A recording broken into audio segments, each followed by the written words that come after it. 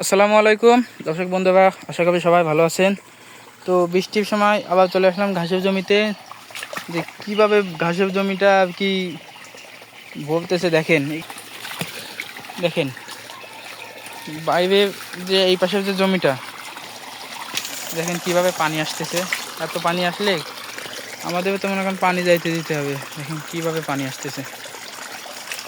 তো এই পানিটা তাড়াতাড়ি শেষ হলে মনে করেন আমাদেরটাও তাড়াতাড়ি বেরোবে, কারণ পানি তো আটকায় রাখা যায় না। পানি কি আর আটকায় রাখা যায়? পানি আগুন এগুলো ঠেকায় রাখা যায় না।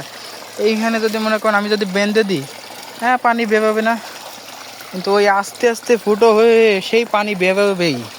এটা আটকায় রাখা কোনোভাবে সম্ভব না। পানি পানি কোনোভাবেই আটকায় রাখা সম্ভব না। দেখতেই পেলেন কীভাবে আর কি পানি বের হচ্ছে। এর মধ্যেও আমাদের ঘাস আল্লাহ রহমতে টিকে রয়েছে, মরে নাই। তো আশা করা যায় 1-1.5 মাস বা 2 মাস সময় লাগবে পানি কমতে। 2 মাস মতো সময় লাগবে, তাতেও সমস্যা নাই। ঘাস এগুলা কাটবো না, যেগুলা রয়েছে এগুলো আর কি একটাও কাটবো না। কারণ কি এগুলো যদি কেটে দিই, এইখান থেকে মনে করেন কেটে দিব, এখান থেকে কেটে দিলে আর হবে না। এই জন্য আর এগুলো কাটবো না। আর বৃষ্টির সিজনে একটু সমস্যা হয়ে যায়। বৃষ্টি কমে গেলে মনে করেন এটা কেটে দিব, কেটে দিয়ে এভাবে আবার মনে করেন নতুন ফুল বেরোবে, সমস্যা হবে না। তো এগুলো কাটা যায়, এগুলো কাটার যে সিস্টেম আপনাদেরকে দেখাইছি, আবার বলতে চাচ্ছি না, তাও দেখাই। এইখান থেকে এই যে পানির উপরে যে গোবাটা রয়েছে, পানির উপর থেকে এই যে এই গোবাটা দেখছেন, এটা কিন্তু পানির নিচেই ধরতে হবে। এটা রাখতে হবে আর এইটা রাখতে হবে। এইখান থেকে কেটে দেবেন।